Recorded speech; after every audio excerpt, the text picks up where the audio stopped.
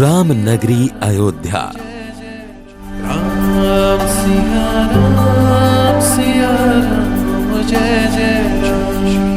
કહેવાય છે કે અહીં રામના સમયની બે નિશાનીઓ છે।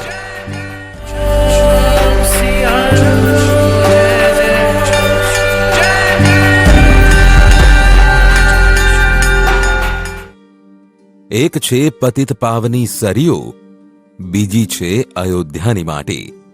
તે સિવાય જે કંઈ છે તે છે પુનરોદ્ધાર। તો શું છે આ આધ્યાત્મિક અને આત્મીય સ્નેહ કેન્દ્રનો સંપૂર્ણ અધ્યાય?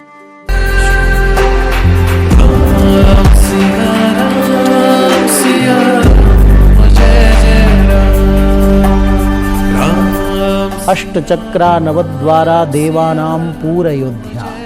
8 चक्राकार 9 द्वार वाली जो देवताओं की पूरी अयोध्या, वहाँ मध्य में प्रभु राम विराजते हैं। ये वो अयोध्या है जो मनुष्यता की सारी प्रतिज्ञाओं को पीढ़ियों से पालती चली आ रही है। सारे विश्व की रंगशाला का रंगमंच है अयोध्या नगरी। कहीं रावण वध की रणनीति भगवान राम ने बनाई थी। शास्त्रीय सीमा अयोध्या की जो है वो पंचकोशी। कुल मिला के 148 तीर्थ जो अयोध्या के हैं वो सब अयोध्या क्षेत्र 84 कोसी परिक्रमा में आते हैं। ये रघुकुल का देवालय था। हम लोग थाली परोस करके भगवान को गाली सुनाते हैं, जैसे ससुराल में सखियां लोग देती है। आज परिवर्तन छे, पावन पवित्र पुनर्स्थापना, श्रद्धानो विस्तार छे। भारतीय ओळखनी अस्मितानी पुनः प्राण प्रतिष्ठा छे। आ राम लल्लानु धाम छे। आ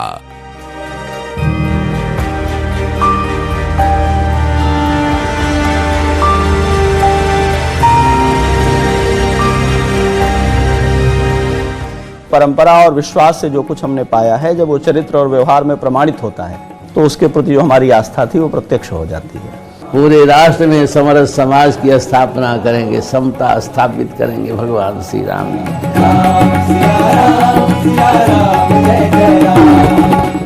संस्कृति एक दूसरे को जोड़ती है और उस समन्वयवादी दृष्टिकोण के लिए, उस सामंजस्य के लिए प्रभु श्री राम से बड़ा कोई तत्व नहीं हो सकता, कोई बिंदु नहीं हो सकता।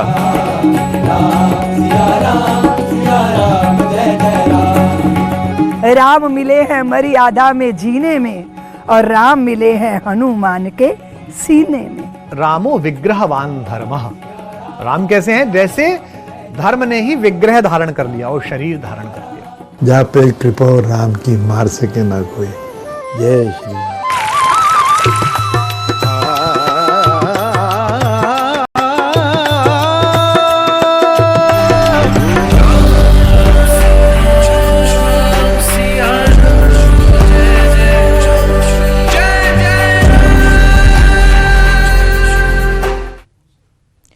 નમસ્કાર, સ્પેશિયલ રિપોર્ટમાં આપનું સ્વાગત છે। હું છું આપની સાથે લુબના ખાન।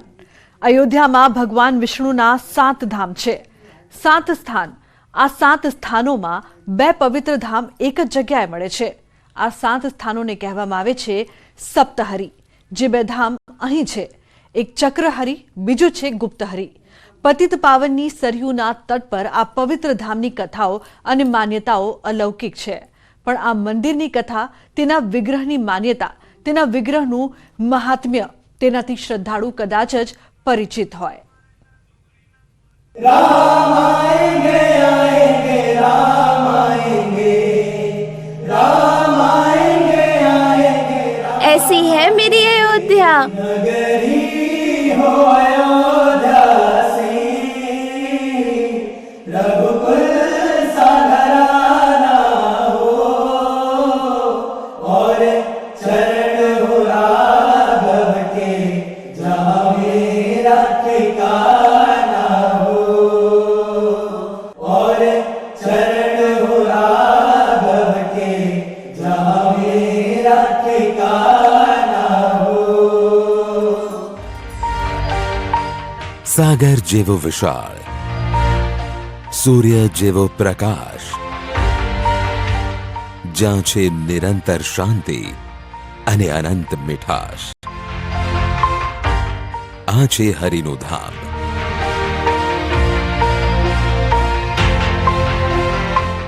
કહેવાય છે કે અહીંના કણકણમાં રામ છે.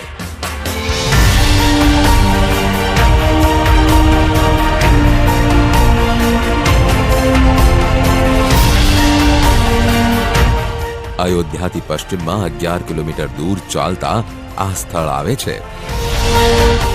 સરયુ ઘાટના કિનારે ટેકરી પર બનેલું છે હરિ સ્મૃતિ મંદિર, જેના ગર્ભગૃહમાં કેટલીય મૂર્તિઓ છે. પણ આ બધામાં ભગવાન હરિ એટલે વિષ્ણુના આ વિગ્રહની આકૃતિ અને કથા સૌથી અદ્ભુત છે.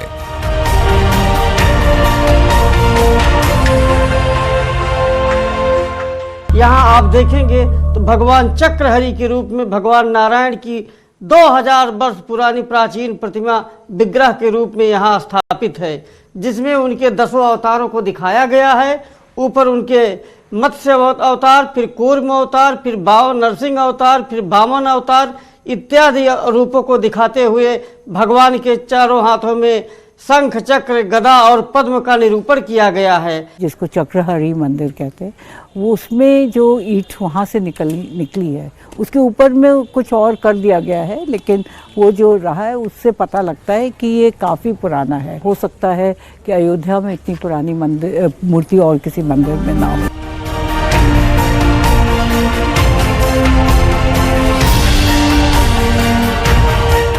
ઓગણીસો 49 પહેલા દરેક વર્ષે રામનવમીના દિવસે જન્મસ્થળે પૂજન માટે આ જ ચક્રહરિને લઈ જવામાં આવતા રહ્યા.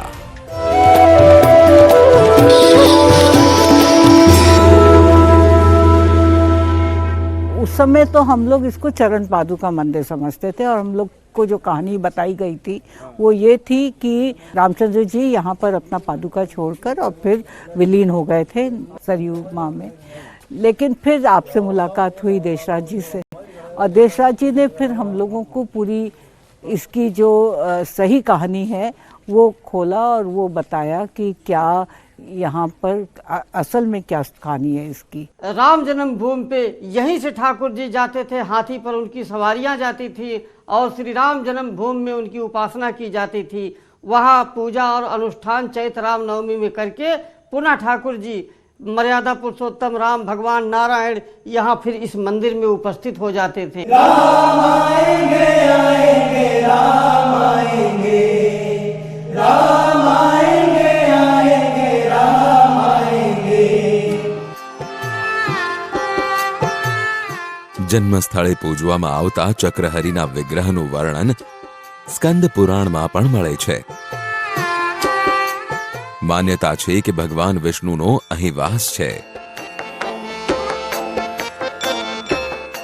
जैसे प्यासी धरती पे वर्षा हो जाए, जैसे किसी का खोया धन मिल जाए, जैसे प्रिय को प्रेमिका मिल जाए, जैसे पिन्हाई हुई गैया बछड़ा पाके धन्य हो जाए, ऐसे धरती धन्य हुई, देवता धन्य हुए, सुजन शक्तियाँ धन्य हुई, और ये सौभाग्य मिला अयोध्या नगरी को.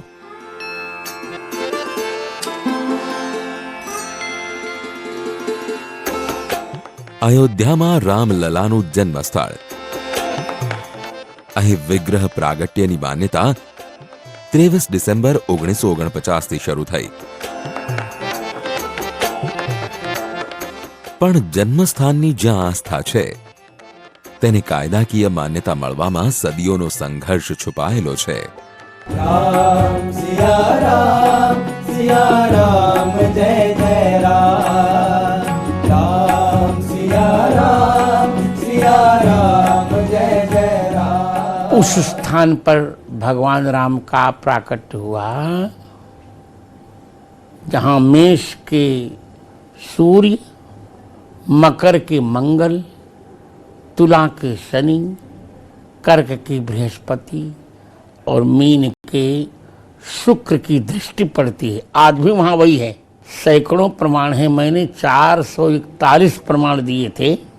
एएसआई की खुदाई में बहुत इम्पोर्टेंट सबूत मिले, और एएसआई के रिपोर्ट में आया है कि नॉर्दर्न इंडियन टेम्पल का ये स्ट्रक्चर था। वो रिपोर्ट ही बहुत महत्वपूर्ण, उस पूरी रिपोर्ट को सुप्रीम कोर्ट ने एज इट इज स्वीकार किया। वहाँ डाउट की, वहाँ शक और संदेह की कोई जगह ही नहीं, क्योंकि एएसआई की रिपोर्ट को वैज्ञानिक रिपोर्ट कहा जाता है। कोई समाज, कोई संस्कृति, कोई जाति, कोई व्यक्ति यदि एक अपने जीवन में व्रत, एक निष्ठा चुन ले और किसी भी परिस्थिति में उस निष्ठा का परित्याग नहीं करे, तो उसका संघर्ष कितना भी लंबा क्यों ना हो, उसे विजय प्राप्त हो जाती है और वो एक दिन अपने सत्य को विजयी होते हुए देख।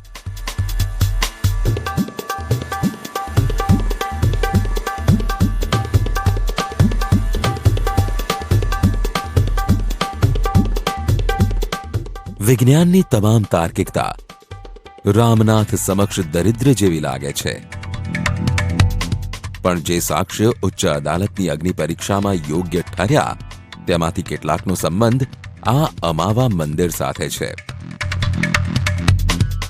ये स्थान जो है मावा मंदिर, ये रघुकुल का देवालय था। अयोध्या महात्म्य है जो ऑक्सफोर्ड यूनिवर्सिटी में रखी हुई है किताब, पांडुलिपि बल्कि, तो वो मैंने मंगवाई थी।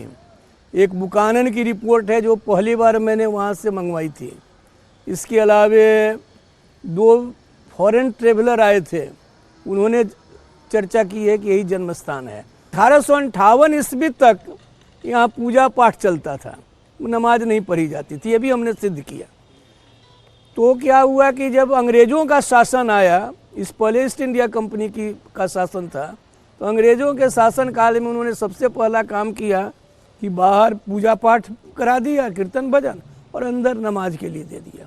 इसका बड़ा देश भर में विरोध हुआ और निहंग सरदार लोग आए थे, उन लोगों ने आकर के यहाँ पर कब्जा किया और सब जगह राम राम लिखा, और तब इन लोगों ने एक FIR किया था। उस FIR में लिखा है कि यहाँ पर सैकड़ों साल से ये राम जी का जन्म स्थान है और उनका ये निशान था, उनका प्रतीक था। तो इस 6 जब प्रमाण दिए गए तो उस प्रमाण के सामने उनका कुछ टीका नहीं। हमारे पास वो नक्शा भी है कि भगवान का जन्म स्थान कहाँ है।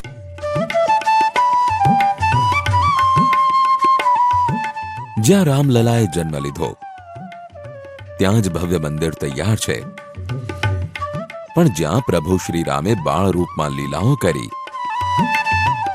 જ્યાં તેમની બાળ લીલાઓના દર્શન કરવા સ્વયં ભગવાન ભોળાનાથ આવ્યા, તે કાગભૂષુંડી મંદિરની કાયા જર્જર છે।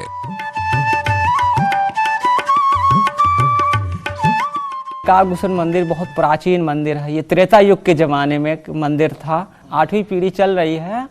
ये मुगल शासन काल से ये मंदिर था। उस ज़माने का अयोध्या में सिर्फ भगवान का राम है, नाम है, दूसरा का सरयू जी हैं। भगवान शंकर जिनके बाल स्वरूप को देखने के लिए व्याकुल हो जाए और कैलाश से उतर के अयोध्या की गलियों में ज्योतिषी बनकर डोलें, तो सोचिए वो प्रभु के रूप का, उनकी बाल स्वरूप का, उनकी बाल लीला का कितना भारी आकर्षण रहा होगा। जो कागभूषुंडी जी हैं उनको कई कल्प से रामचरित्र गान करते हुए आज भी विराजमान है हिमालय में। तो जब प्रभु राम बाल्यावस्था में रहते हैं वही उनके इष्ट देव हैं।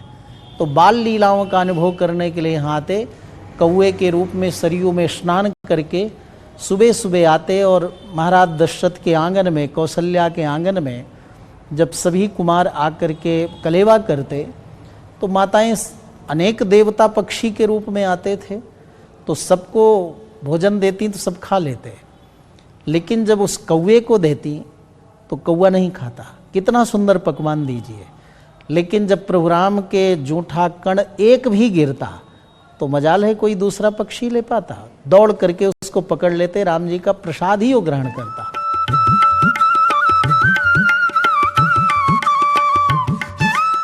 धर्म ग्रंथना मुजब सौथी पहला रामकथा भगवान शिवे मां पार्वतीने संभळावी हती।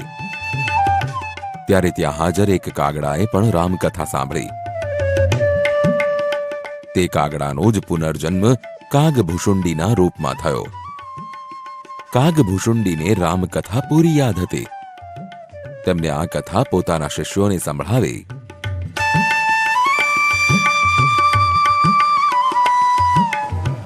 कोई साधु भगवान के बाल स्वरूप को पसंद करता है, कोई सीताराम जी की उपासना करता है, कोई लक्ष्मी नरसिंह भगवान की उपासना करता है, कोई शालिग्राम जी को। तो पहले जमात चला करती थी, अब जमातें बंद हो गई, सब ने एक जगह ठाकुर जी स्थापित कर दिए। तो यहाँ पर सभी स्वरूपों के अंदर जो ठाकुर जी की सेवा है वो सब मिलेगी आपको।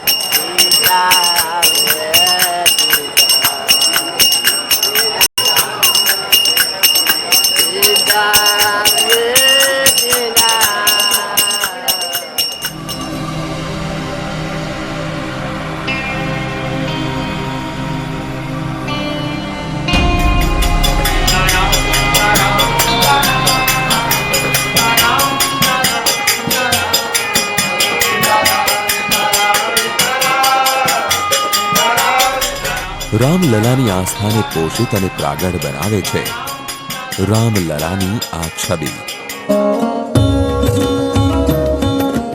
આ વિરાટ રૂપ જેનો ના આદિ છે ન અંત। ईश्वर की जो अभिव्यक्ति है वो देश और काल के आयतन में नाम और रूप के माध्यम से होती है। अतीत और भविष्य कह करके हम समय को जो पहचानते हैं ये वस्तुतः परमात्मा ही है। उसकी जो भौगोलिक अवधारणा है उसको जब हम पहचानते हैं तो एक तो उसके विराट रूप की अवधारणा है जिसमें नदियाँ उसकी नाड़ियाँ हैं, पर्वत उसकी अस्थियाँ हैं और वृक्ष उसके रोए हैं। यह सारा जगत उसी का शरीर है।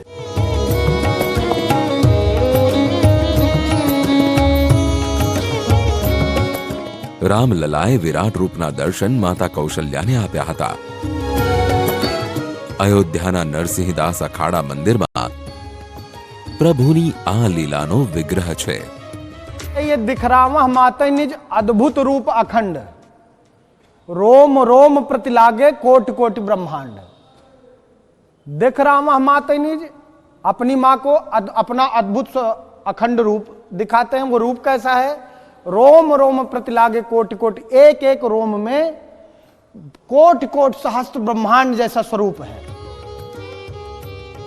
જેની સાથે જોડાયેલી કથા છે કે ભગવાન રામના વિરાટ રૂપને જોઈ માતા કૌશલ્યા હતપ્રત રહી ગઈ। માતા કૌશલ્યાની આશ્ચર્યચકિત મૂર્તિમાં આ કથા જ દર્શાવવામાં આવી છે। उनका जब यह विराट रूप देखती हैं तो वो बहुत भयभीत हो जाती हैं। तब उनसे कहती हैं कि जय शिशुलीला अति प्रियशीला, यह रूप परम अनूपा। बाल लीला करें ना कुछ करें तो माँ ने उनसे प्रार्थना करें कीजिए शिशु लीला।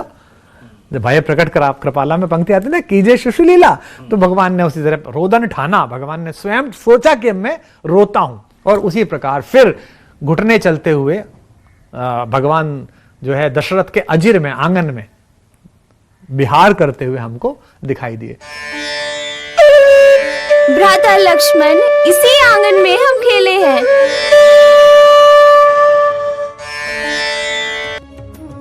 ભગવાન શ્રીરામની બાણ લીલાઓનું પ્રમુખ સ્થાન દશરથ મહેલને માનવામાં આવે છે।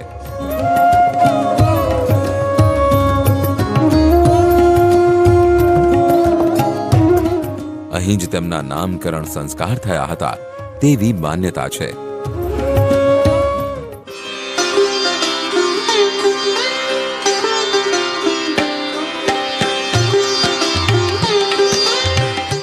દશરથ મહેલથી જ ગુરુ વશિષ્ઠ ભગવાન રામને ગુરુકુળ માટે લઈ ગયા હતા।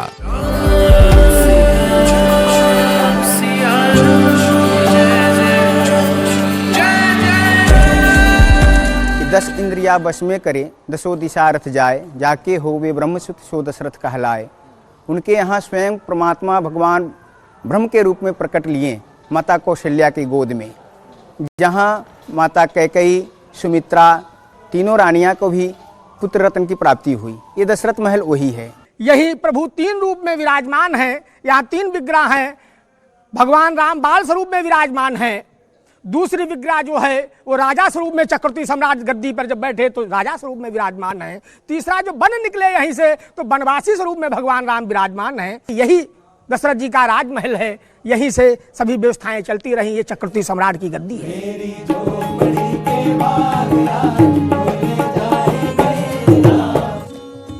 અયોધ્યાના રામકોટ પરિસરમાં આવેલા મંદિરોથી દૂર એક સ્થળ એવું પણ છે જેને જગતજનની જાનકીના પ્રિય સ્થળ તરીકે ઓળખવામાં આવે છે,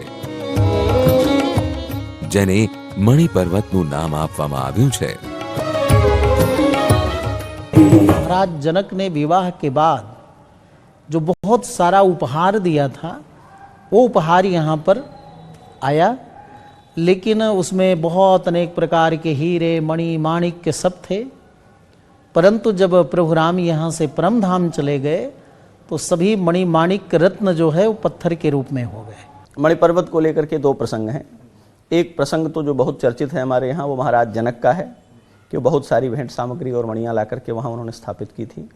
उसका एक दूसरा प्रसंग ये है कि जब महाराज रघु ने आक्रमण करना चाहा इंद्र के ऊपर कौत्स के द्वारा मांगी गई भिक्षा उन्हें देने के लिए, तो उस समय इंद्र ने धनवृष्टि की, और वो धनवृष्टि इतनी अधिक थी कि वो महाराज रघु के लिए काम में नहीं थी, और उन्होंने कहा ये ब्रह्मचारी के निमित्त आई है तो ये धन हम ले नहीं सकते, तो वो सारा उन्होंने वहीं पर छोड़ दिया संरक्षित करके।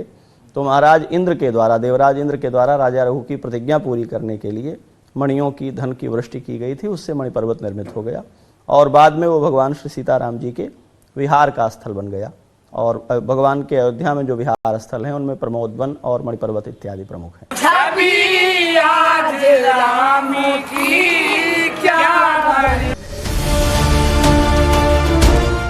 એવી માન્યતા છે કે મણિ પર્વત પર ભગવાન રામે માતા સીતા સાથે શ્રાવણ મહિનામાં તૃતીયા તિથિ પર પારણે ઝૂલવાની પરંપરા શરૂ કરી। ત્રેતાયુગની આ પરંપરા કળયુગમાં પણ ચાલી આવી રહી છે।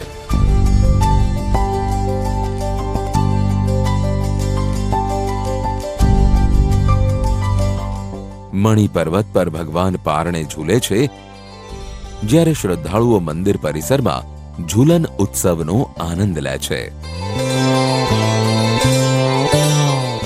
अयोध्या में पूरे महीने सावन मेला चलता है, सावन झूला मेला। मान्यता ये है कि मणि पर्वत पर सबसे पहला झूला राजा दशरथ ने दिलवाया। तो उसका नाम सीता केल ही है, सीता केल यानी सीता जी के क्रीड़ा का स्थल। अयोध्याમાં सीतारामना प्रिय संगीतનું केंद्र झुनकी घाट पण छे। અહીં સિયારામ કિલ્લો બનેલો છે। यहाँ का महत्व यह है कि नाम से ही आप परिचित हो गए होंगे, सिया राम किला इस कारण में, जहाँ पर सिया राम जी का विश्राम स्थल था। जहाँ जब विहार करने के लिए अपने सखा के साथ या कभी माँ जानकी के साथ अकेले में विहार करने के विचरण करते थे, तो उनका ये विश्राम स्थल था।